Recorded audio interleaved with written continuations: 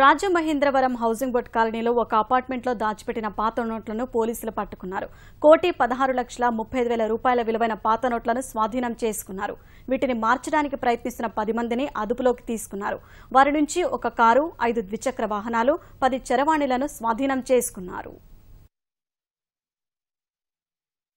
సుమారు 1,16,35,000 రూపాయలు రద్దయిపోయినటువంటి old currency 1000 notes, ఒక 55 lakhs, అదేవిధంగా ఒక 61 lakhs 500 నోట్స్ వాళ్ళ పొజిషన్లోంచి సీజ్ చేయడం జరిగింది. 10 మందిలో రాయుడు నాగకుమార్ అనే అతని ఫ్లాట్లో ఇవన్నీ కూడా బ్యాగ్స్లో పూలప్ చేసి ఈ అమౌంట్ అంతా కూడా అక్కడ పెట్టి ఉంది.